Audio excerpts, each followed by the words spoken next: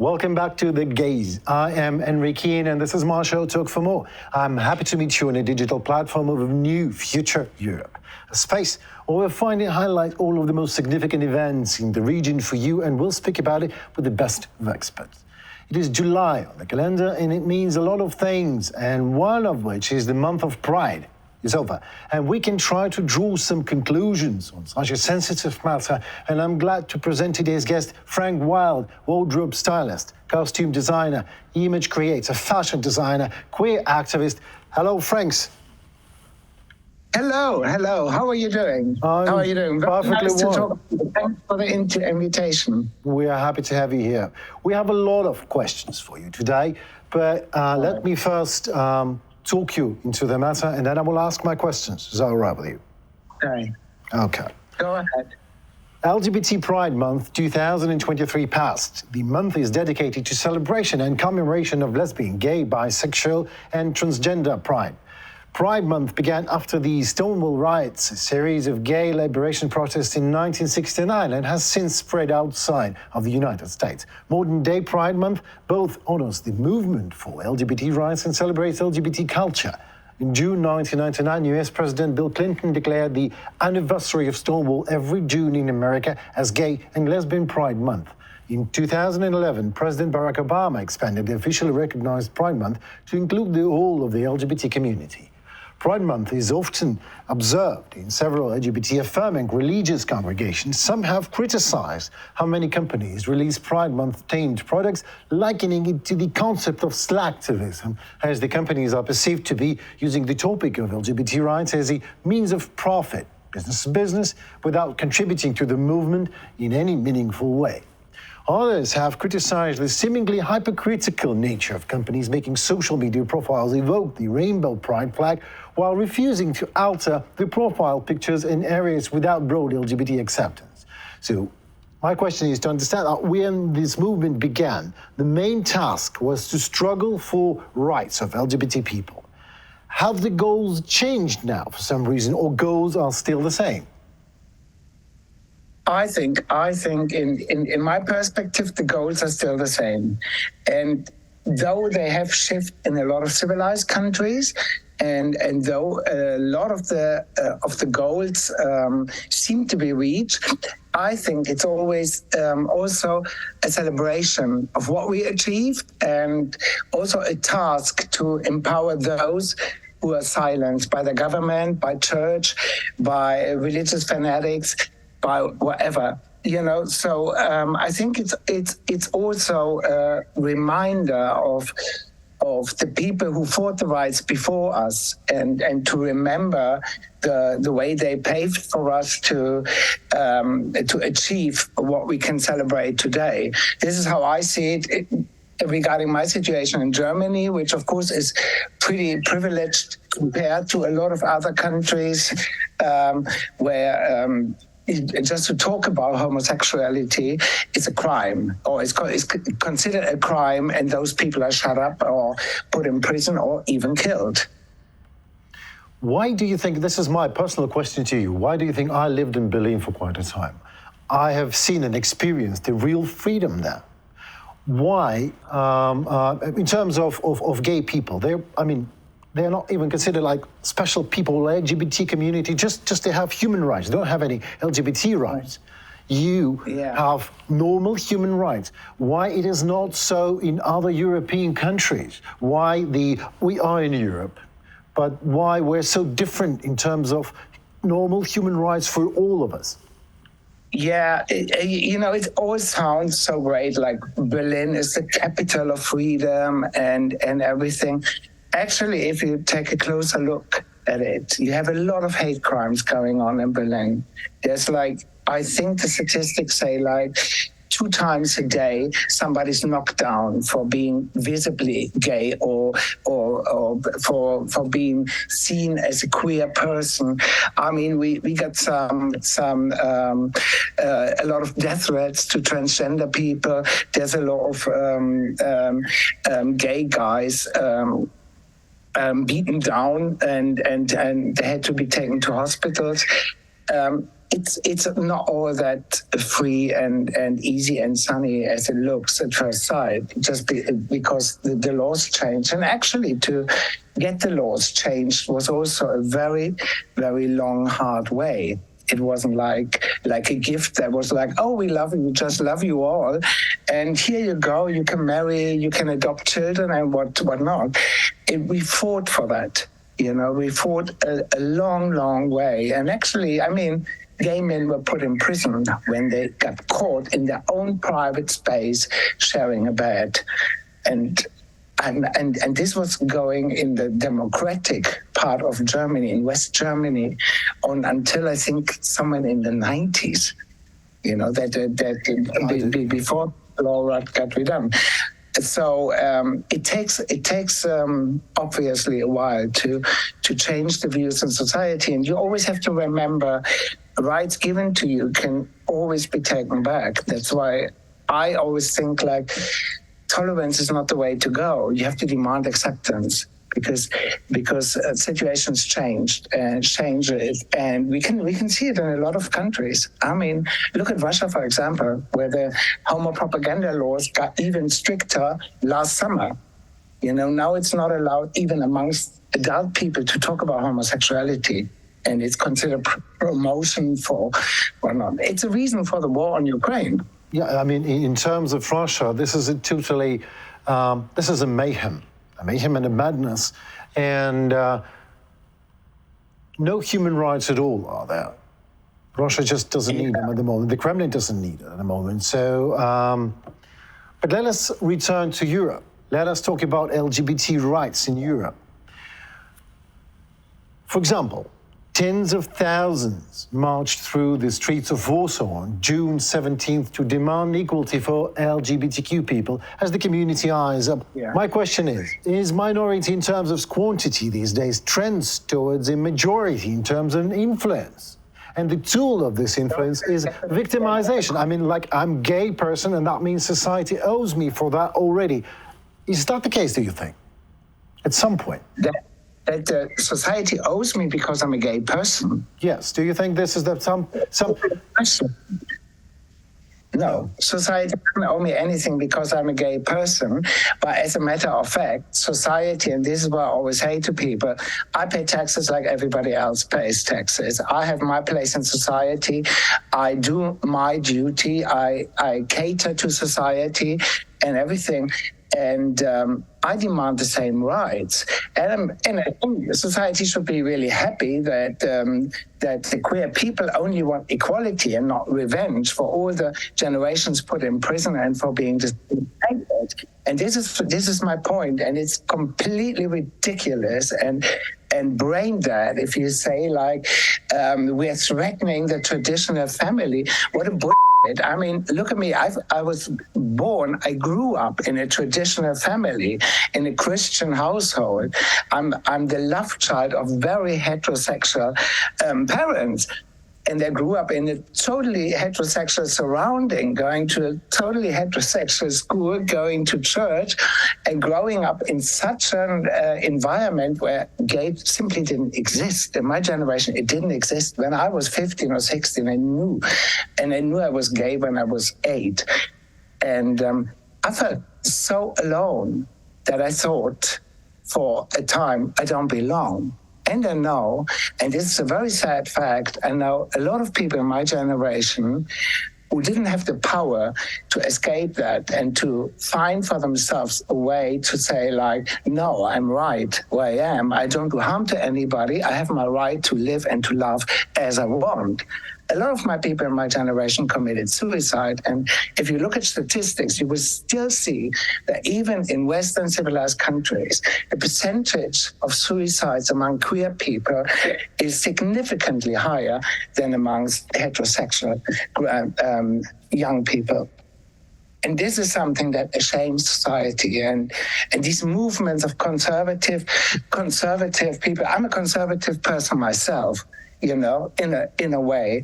But conservative doesn't mean like you have to have double standards. And these conservative people are pushed in Poland by Catholic Church. And I mean, if you look at Catholic Church, you think like, okay, where's the main child abuser sitting, who had the most scandals within Europe? It was the Catholic Church, who covered up all the abuses of kids. And then they go ahead and look at the gays. These are evil pedophiles. They're showing, and none of that is true. None of that is true. It's bullshit, and it's like gaslighting from your own problems, from your own failures, and then putting it on other people and making like, oh my God, these people are so evil, and there's boys who put on makeup. So my God, I mean, seriously, I mean, get a life. Right. Well, this is what I love one thing that you just said, that maybe the answer is that you don't have to ask for your rights, you have to demand it. Yeah. I think I always have a problem when I see nowadays, and we have that in German media as well, that people say like, oh, please, we only want to live, and I say like, no, I don't want tolerance. I want acceptance. And if you don't give me acceptance, I don't harm you. I cater to society. I'm a good person, and I know that. And I'm a good human. If you can't be a good human, but need somebody else to put your bullshit on, your own misery, and put it on someone else, and make these people responsible for your own miserable life, I'm not going to take it. I'm not going to even discuss it, because I know who I am, I know what I stand for, and why should I? No, absolutely not. You're absolutely not. Or do you, smoothly going to my another question, do you believe the LGBTQ agenda should be taught in schools?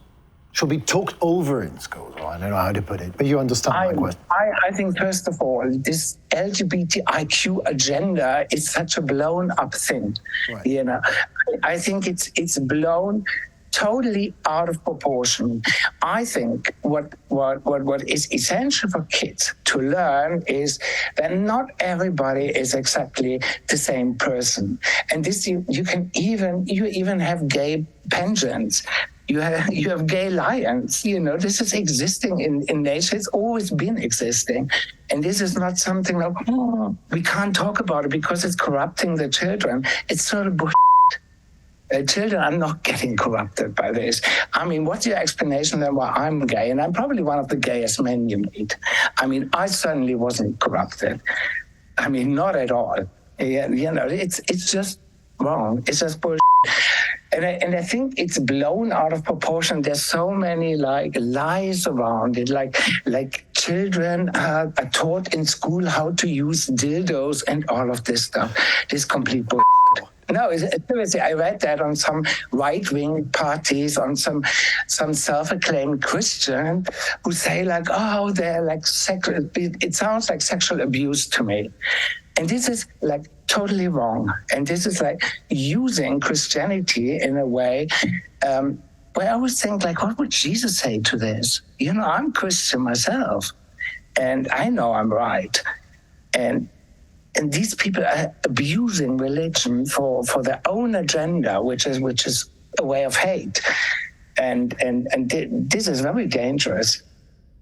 Let's go from Poland to Estonia. On June 20th, the Estonian government survived a vote of no confidence in the Riigikogu tied to amendments to the Family Law Act and related legislation, which is granting same-sex couple the legal right to wed. 55 members of Riigikogu voted in favor of the initiative, while 34 voted against. It is proposed that the institution of marriage, as defined by family law, be modified so that any two natural persons of legal age, regardless of gender, may marry. The words man and woman will be replaced with two words, two natural persons. With Tuesday's decision, Estonia becomes the second country in Eastern Europe to allow same-sex marriage following Slovenia. Let me go Sigmund Freud a little bit. I have only one question to all this mayhem about the gay marriage. What are we as a society afraid of in gay marriage? Because this is what is happening, isn't it? People are living together.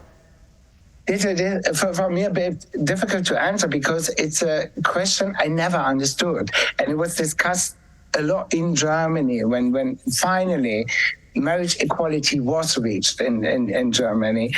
It was like there were like right-wing parties saying this is the end of the traditional family and soon people will be able to marry their dog or their computer or their children. They were like, it's Sodom and Gomorrah. It's the whole world is falling apart, and they claim that heterosexual couples are getting discriminated, which for me is so bizarre, and this is so not understandable. But now looking back, you can jolly well see what happened. Nothing. Gay people married, lesbian people married, the world is still here. The traditional family didn't get whipped off the planet. Nothing happened. Well, I'm sorry. Maybe I was trying to push you to an answer that it is politically inflated issue. The matter that politicians just inflate for some reason. And maybe if that will be done by lawyers and, say, LGBTQ rights activists together, that won't be, and that the politicians wouldn't inflate the matter that much. It will go easy, do you think? There's a lot of, you see, there's a lot of civil rights movements that are pushed from different sides. We have that in Germany as well. There's like this, oh my God, how are they called? There's like these religious people, and they drive around with buses and complete lunatics, but they get sponsoring from right-wing organizations. They get some of them are sponsored by Russia, some of them are sponsored by Catholic Church, and whatnot. There is an agenda behind that, behind those lies about LGBT marriage. You know, it's not. It goes together with a vision of taking the world back to the 50s of last century, to, we don't like foreigners, we don't like this, we don't like this, it's a man, it's a woman, it's a daughter, it's a son, this kind of thing. It always feels like a Doris Day movie or something like that. And as much as I love all that, is somewhere, we have a reality, and actually, I will never understand, and hopefully this won't change in my life, I will never understand what it takes from you personally when somebody else is happy. You gain for society. And my message is always like, the more you allow people to be themselves, to love themselves by giving them rights and by empowering them, the more as a society, will get from them. This is how you build a great society. By oppression, you keep people stupid, blind, and they can't grow. Maybe they just envy you. Maybe they're just jealous. Maybe they're jealous of that you want to have that freedom and you actually have it. I mean, why should I put any heterosexual traditional family in danger? How? I don't see that. Don't ask me. I don't see. I don't have the slightest interest. I have a lot of my friends are heterosexual. A lot of them have children, and I love that. I think it's great. I grew up in a heterosexual world. It's not like I say, I don't want them. Not at all. I think all this hate and whatnot, it leads to nothing. It leads to money, to funds, to agenda behind that. Like you just said, that right wings, and that's a politics. They're using you, abusing you, whatever the agenda is. They don't care about gay people. Maybe they are gay just as well. To be honest, most of them are gay in closet, right? I mean, if you look at it, they always discover some hate politicians who are like, the gays are bad, and then they caught him with some rent boys doing coke or what. I mean, these people are pathetic. And it's funny enough, always those ones who fight homosexuality, because I think they're fighting what they consider their own demon. Actually, probably they most do. of the guys I know are super, super, super acceptant about homosexuality. They don't have a problem at all with it. It's, for me, in my experience, which of course is not, it's just my experience, it is actually a lot of gays in closet that have the most fear to, get out for whatever reason, So, but this is just my experience. Yeah, well, I believe this is the... all right, we can talk about that later on maybe, but let's go from Estonia to Latvia. In Latvia, deputies of Seimas elected the long-term Minister of Foreign Affairs, EDGARS RINKEVIČS, as the country president for the next 4 years. This was reported by Delphi Media. RINKEVIČS was a candidate from the Prime Minister party. 52 deputies voted for. Representatives of the opposition in particular voted for RINKEVIČS as well, as Delphi notes. RINKEVIČS will assume the duties of the President of Latvia on July 8th.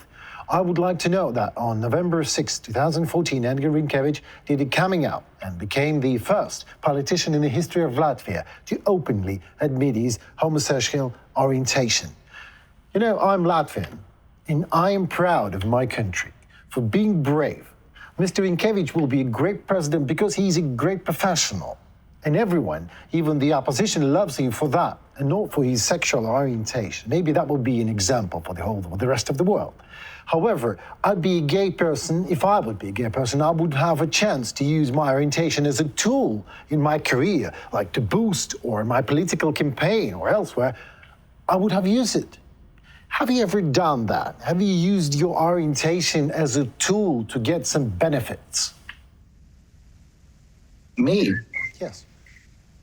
I would say no, but to be honest, it can work to your advantage, because when you don't hold back with anything and when you're just out and loud without even sorry, I'm gay, and which I've never done. I'm just gay, and I don't even. I'm not entering a room and say, "Hi, I'm Frank, and I'm gay," but I never question it, and I never take any shit from that. I think it tells people that you have balls and that you are not afraid to speak your mind, and which is an indicator for that you're a confident person. And if you want a politician to function in a high position, lead a country, I think I would always go with somebody who I think is trustworthy and who doesn't hold back anything, who doesn't have like something in the, in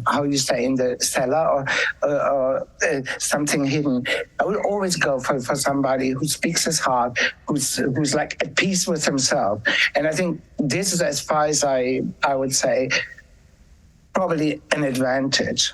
I mean, in my job, it helps me when that I'm gay, because I work with a lot of amazingly beautiful women, and they trust me a lot because I'm a gay man. They don't feel like when they undress that I'm watching them and going with that. They feel understood. Well, I think this is a good thing, actually, to take advantage from who you are. I don't think this, we all are human beings, and if I see a benefit and I can get it, I will get it. So we all do that, okay? Whether we are a gay person or not. Yeah, I see the same actually for straight guy. When I work with a straight guy who's like totally confident in it, and he talks about his girlfriend and what he loves in bed and all these things. I'm now a person who would say like, oh, don't tell me that. It's beautiful that somebody trusts me, and I can totally relate to it. And and whatnot. I think all this, we should get rid of all this judgmental shit, you know. I mean, it's great when people are happy with themselves, when they love what they're doing, when they grow in what they're doing, when they're happy with their sexuality, and whatnot. What better could happen for the planet? I mean, let's be honest. Let's try to get rid of this judgmental shit and try to answer the question why the countries of United Europe are actually so different in attitude to gay people. Very different sometimes. What is the reason for that? I mean, we're more or less the same economical level, more or less political level. What is the reason for Latvia and Estonia going that far away in understanding, and some countries are not?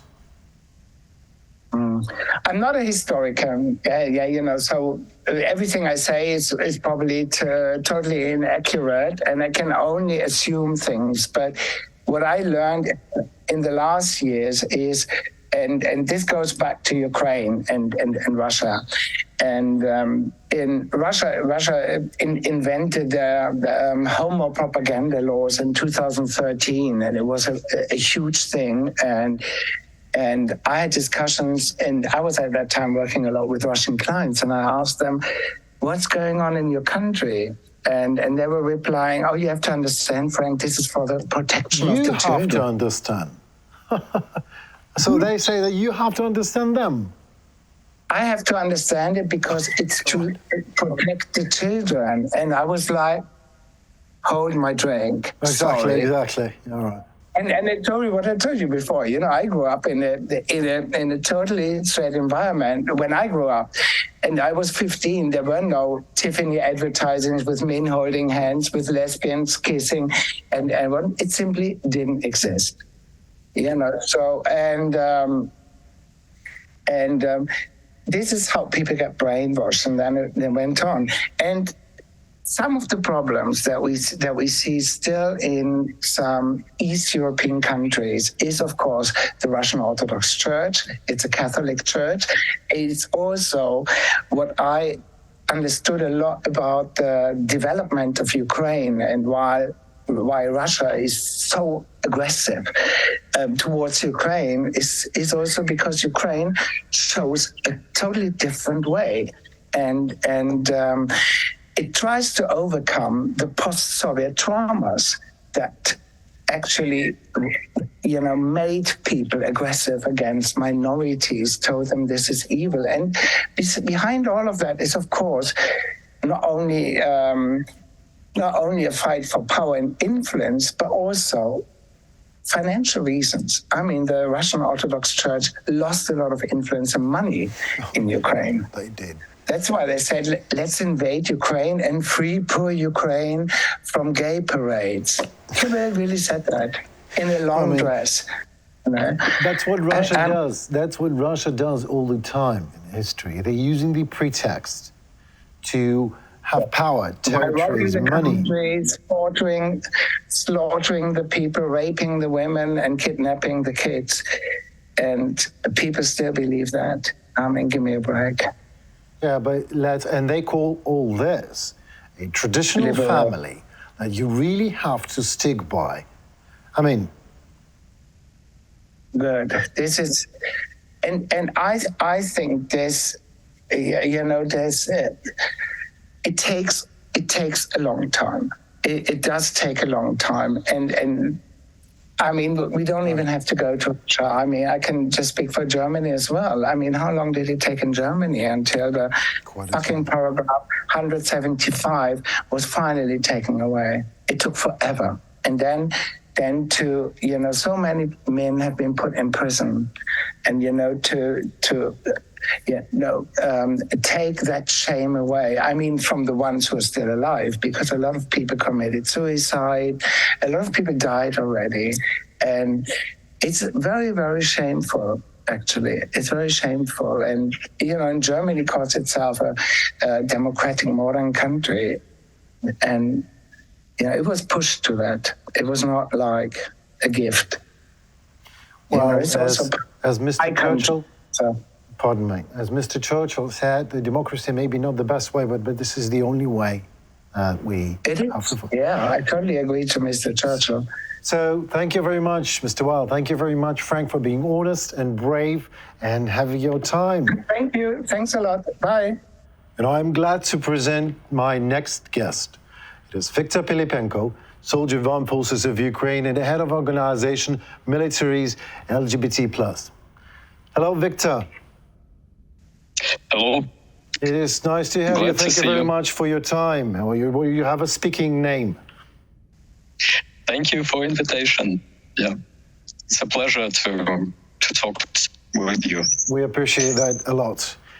What exactly are you doing? How you are part of a medical team, part of an extraction team? Can you please tell us a bit more, if you can? What are you doing there?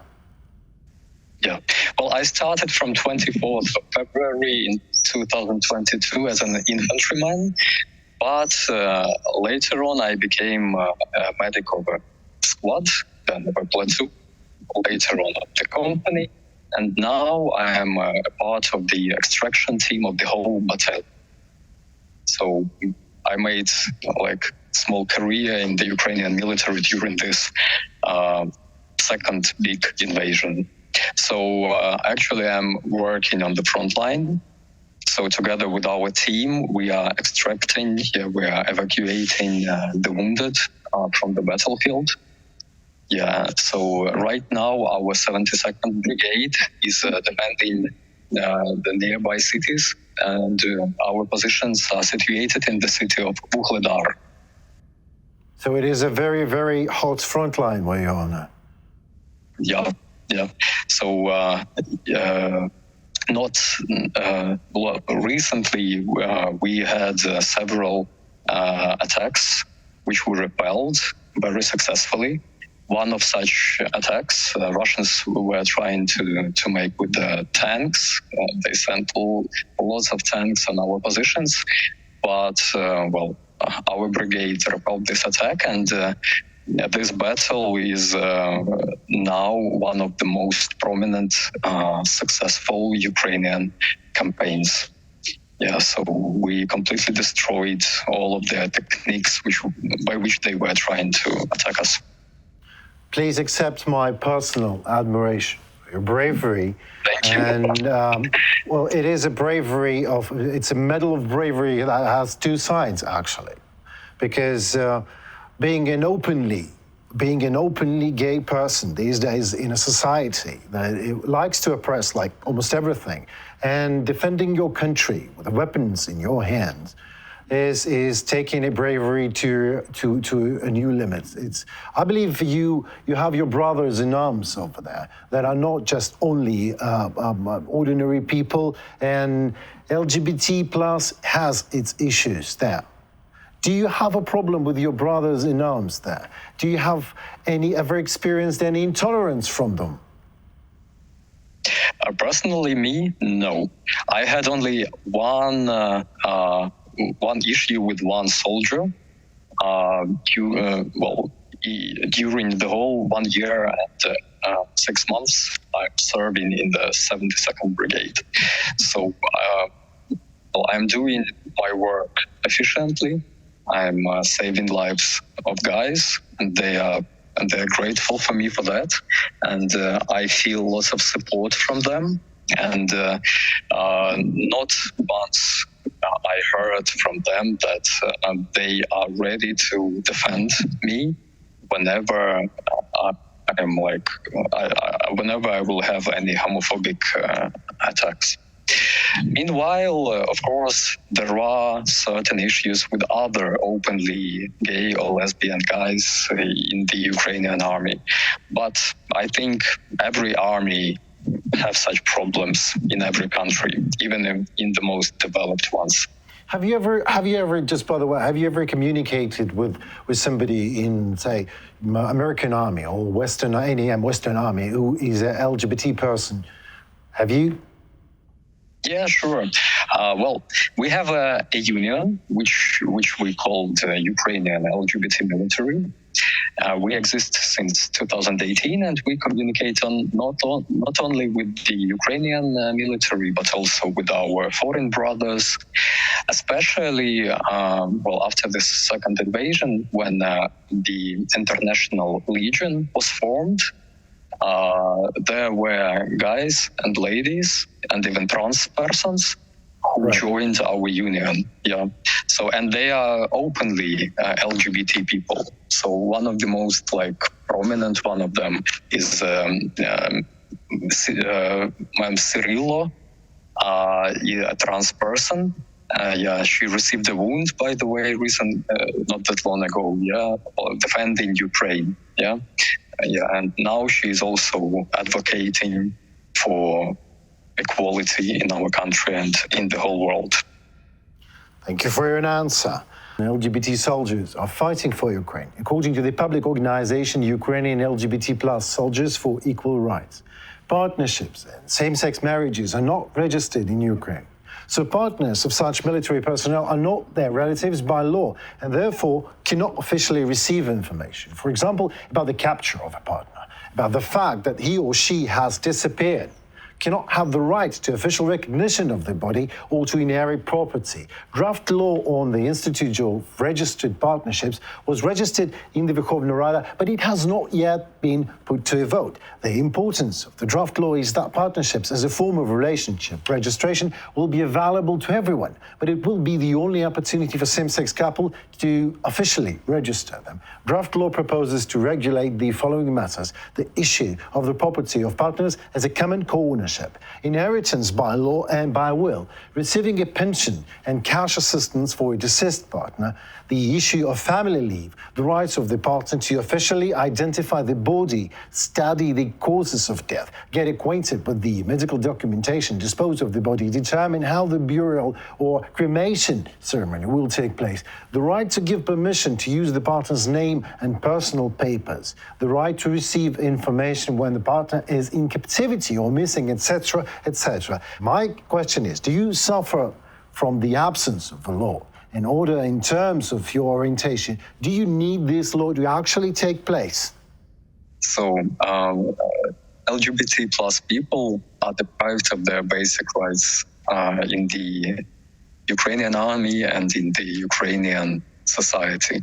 We are deprived from the basic rights to be protected by the law. I'm talking about our families, our partnerships. So if somebody will die from the LGBT community on the front line, their partners, their kids, they will not be protected by the law. So it should be changed. Oh, absolutely. I mean, this is a terrible, terrible discrimination. I mean, you are fighting for your country with the weapons in your hand. If, God forbid, if anything happens to you, you're like you're not from the other planet. And actually, and we had stories when a partner received a heavy wound and his beloved wouldn't access him into the hospital because he was nobody to him, following the Ukrainian legislation. And this should be changed. Pardon me. Mm-hmm. In terms of legislation, we understand that it is hard sometimes to move the law according to the actual situation. Not that fast it happens. But in terms of that, like ministers and very high officials, or not just ordinary people on the street, say that we have to be careful with that. We have to be careful about LGBT people. What is the reason for this fear? What we have to be careful about you? Why? You do the same. You are a brave person fighting for Ukraine. And when it comes to a marriage, you're not not enough person, or what? What is the reason? What is the internal reason for that, do you think? Well, I think that there are still bigots which exist in the Ukrainian society regarding LGBT propaganda. If we will be allowed to marry, then children will see us marrying and they will become and they will turn gay or lesbian. Yeah, but by bringing the word of science, we are changing people's minds. We are talking to them. We are explaining that gay propaganda is a complete nuisance. And we are also showing our faces on the front line. We are also telling people that we are their defenders as well, together with heterosexual people, that we are not some demons which should be afraid of. Thank you very much for your answer, Viktor. I would like to talk about the sociology right now. In June, sociologists of the Kyiv International Institute of Sociology published a survey on Ukrainians' perception of LGBT military personnel. 68% of respondents have a positive attitude to the fact that LGBT people are fighting, and only 10% evaluate it negatively. In 2022, these indicators were respectively 66% and 11%. Among those who are indifferent to LGBT people, 61% approve of their participation in the war against Russia. So I will now make a statement, agree or disagree with that. Ukrainian society is changing towards understanding and tolerance of LGBT plus people. Is that the case, do you think? Do you think that this is happening? It is changing drastically, I should say. I can feel lots of acceptance and inclusion for the last months, years. So I remember the attitude of the Ukrainian society in 2018, when I even was assaulted by a homophobe in the center of Kyiv. But now I can feel myself freely and supported in the military brigade. And we are often talking on the LGBT topics with the guys because they are interested. I'm explaining them everything they want to know, and I don't feel any aggression. Of course, you can hear some stories about certain issues in the Ukrainian army or in the Ukrainian society. It will not escape from that really quickly. But I can state that there are changes taking place in the Ukrainian society towards LGBT community, which I can feel. Great. It is. I'm glad to hear that. Returning to the question that I already asked you, I have another part for this question. When you were talking to colleagues or your friends or anybody in Western Army or American Army, the LGBT people, I mean, do you think or do you know maybe that the issues of LGBT people in Ukrainian army and LGBT people in Western armies are more or less the same, or maybe they are different? Actually, they're quite the same. Especially, I remember I was talking to a veteran. He's a guy in his 70s. I think he's of age, and he was starting the same LGBT military community in the United States, in Chicago. And I remember him telling the same stories with which I've met in Ukraine while starting my activist life as an activist. So he shared the same problems, he shared same stories, and there were lots of similarities. And but as we know, in the U.S. Army, everything finished successfully. So there is an inclusion. They reached inclusion in the whole society, and same will happen in Ukraine. I really believe in that. Great, amen to that.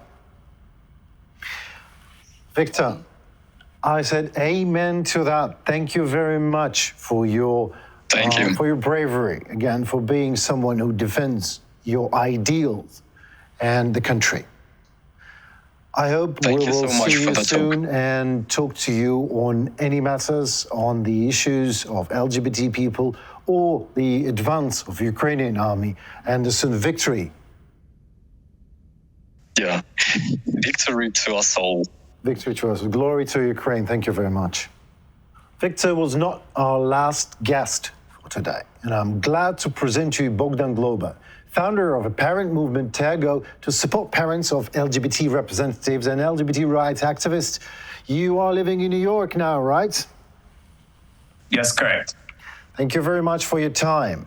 Millions of LGBTQ Americans are taking part in this year's Pride celebrations against the backdrop of inflaming national conversations around issues like drag shows, transgender healthcare, and legal efforts to restrict LGBTQ rights.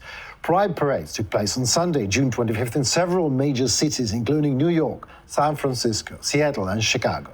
In New York, parade marcher Sarah Williams said it was, I quote, important that we found our community and we stick together and we build it and make it stronger. Being here, it feels amazing to be around people who are all fighting for the same cause.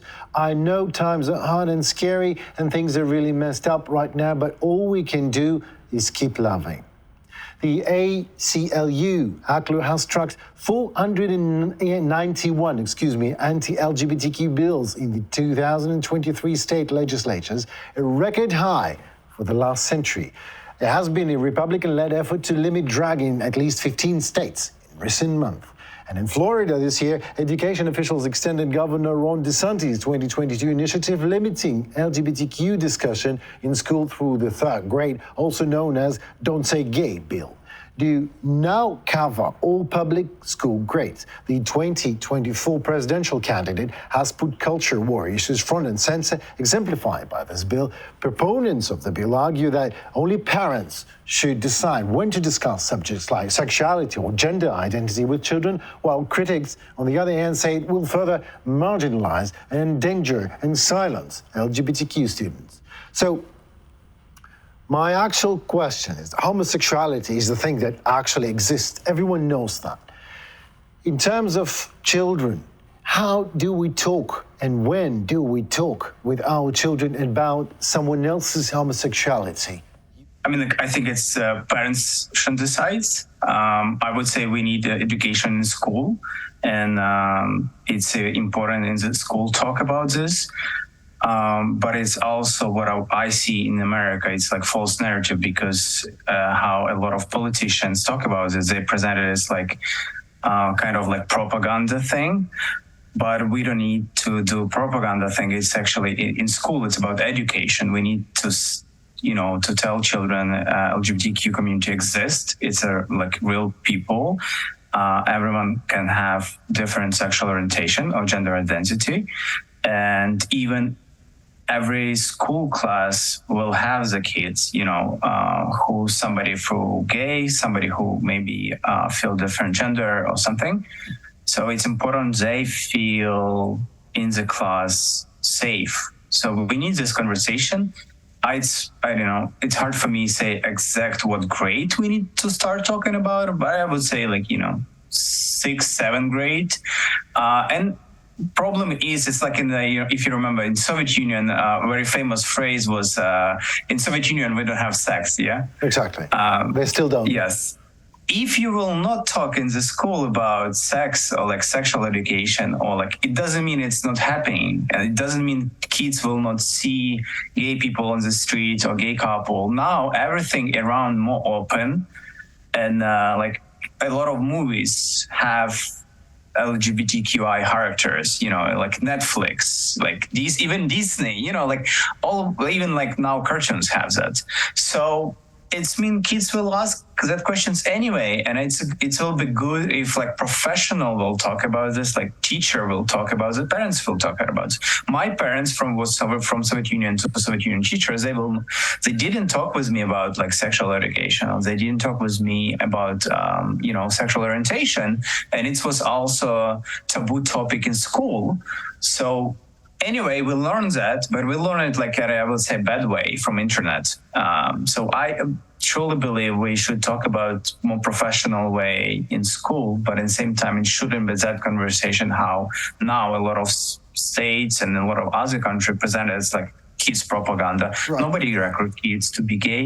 You cannot be gay, like turn to be gay. You born or not. You cannot choose to be gay. Talking about violence, Kyiv cinemas Zhofton and Kino 42 have received numerous threats to their address due to the holding of the first LGBTQIA film festival in Ukraine, Sunny Bunny. In social networks, there are calls to attack and even burn down cinemas because of such a policy. I remind you of the devastating fire that occurred as a result of the arson of the Zhofton cinema under similar circumstances in October 29, 2014. Then, fortunately, there were no casualties, but the building was badly damaged. It was only thanks to huge expenditures from the city budget benefactors and the solidarity of the Kyiv community, in particular the LGBTQ plus community, that the cinema was rebuilt. The organizers of the Sunny Bunny Festival sent an appeal to the main department of the National Police of Ukraine in Kyiv with a request to ensure public order at the festival locations, hired additional security, and will do everything possible to ensure the safety of visitors and participants of the festival, and also that the attackers should suffer the maximum penalty if they dare to commit the crime. We call on law enforcement agencies to prevent attacks on cinemas and friendly organizations and media to monitor the situations. What LGBTQ community can really do to protect itself is my question. I understand the pride and saying that I am a gay person and I involved in pride and then all the community thing and I'm openly gay, but do you have an option to protect yourself? Otherwise, then, just after that, go to police or ask politicians, what can be done? Besides that, it's very hard to say because it's I think to be part of political process, not just asking politician. What I personally believe in, what I think last few years actually we need to start talking not from the point give us please the same rights. We need to start to talking from the point like LGBTQ people is the same taxpayer. They should have the same rights as other people. And LGBTQ community don't ask special rights, don't ask extra rights, don't ask put themselves on front of other. Yeah. What they ask is the same equal rights as the straight people has. So and I think we forget all the time about that. So it's not like LGBT rights. No, it's a human rights for LGBTQ community. Do you have your colleagues maybe in Eastern Europe that are helping you? What are you doing? Maybe you are involved in a kind of project to help LGBTQ people in America and in Ukraine just as well. Yeah, I mean, it's a lot of activists working, and it's a lot of organization exists, and we connected with some working independently. Some people and it depends. Some organization and some activists working helping refugee or asylum seeker or relocate family to safe space. Some people actually involved to bring some help to Ukraine and help Ukraine army. Physically, yeah, they're going to Ukraine. Yeah, absolutely. I knew a few folks actually few lesbians who actually working on bringing drones to Ukraine and to Ukraine army. So Let me ask a question to our Deus Ex Machina. ChatGPT answers a question, which is why the society fears LGBT plus people so much. I'll go part by part and I will ask questions to you, Bogdan, or each part.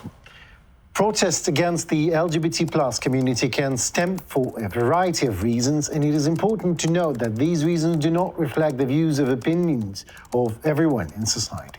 Some common motivations behind such protests include, first, religious beliefs. In certain religious or conservative societies, some individuals or religious groups interpret their scriptures or teachings as condemning same-sex relationships or non-binary gender identities. They may perceive LGBT plus rights and visibility as contradicting their religious values, leading to opposition or protest. Religion and LGBT. Anything to comment on the matter?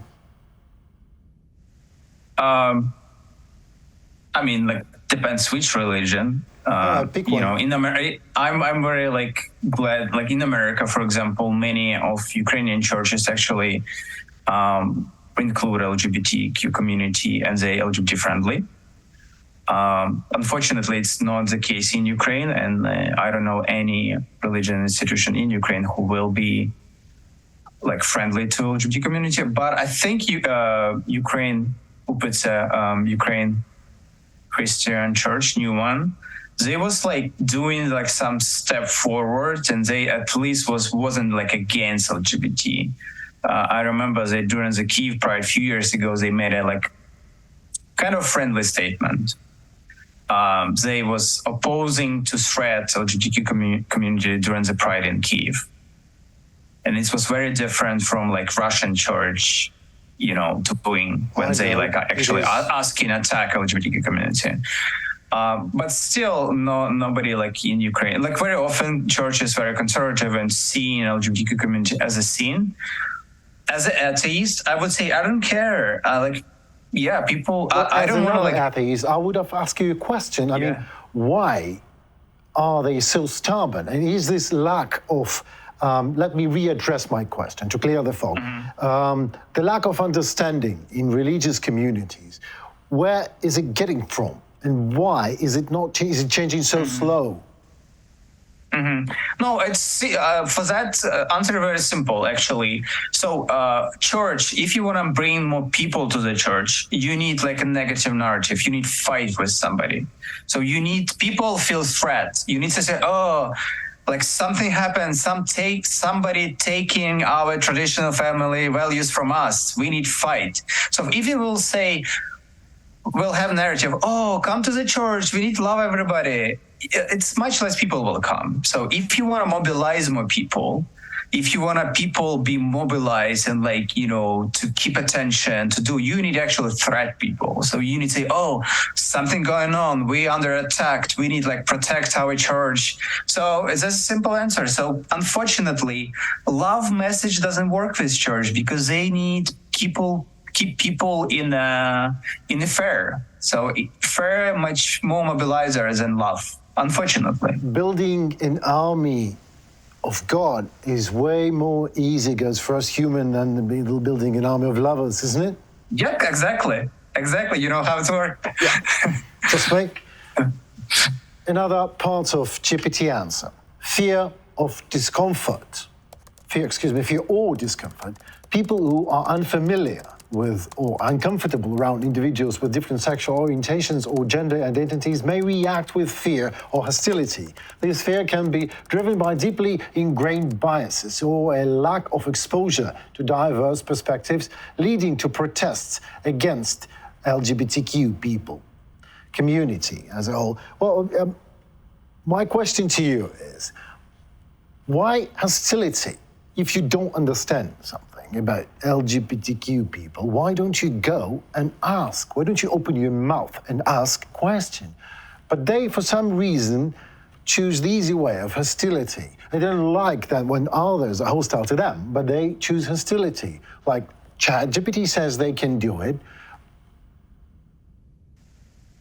You do. It's about education. And unfortunately, problem is now, if you will see general, what automatization and all of these computer things bring, as a lot of pluses for society, but a big minus is what I think, personal opinion, it's a declining of education. And now people, don't read the books, they just Google everything. So, you told me to Google nobody... it. You told me to Google it. It's a good thing. But in general, for the general, we've seen it in America. We've seen it in other countries as well. And it's not only with LGBTQ community. If you will see, it's with a lot of other topics. Like a lot of people was against vaccination, or even we all was vaccinated, but it's a lot of topics. Some people believe Earth is flat, all of this QAnon and, conspiracy theories very popular right now. It's all about education. And unfortunately, people choose some simple, false, what they wanted to believe for some reason. And I think some people have, every people have different motivation with it, but people lazy to like go into deep in some topic. They lazy to like Google it, educate themselves, actually read scientists, read like smart people. They like choose like watching some YouTube blogger, you know, some pro-Russian troll and like follows that instead of like going to and follow like real journalists or like real scientists. Maybe, Bogdan, people just don't like to be kind to other people. They just pick up a tool of discrimination from the large palette of evil things. Yes. Thank you very much, Bogdan, for your time. Goodbye. Bye-bye. It was Bogdan Globa, founder of parent movement TERGO, to support parents of LGBT representatives and LGBT rights activists. Now, that will be all, folks. Thank you very much for your time, for being with us. I'm Henry Keane, and it was my show, Talk for More. Join the gays online and feed your thirst for truth and adventure into the realm of international news and politics. Take care. See you soon.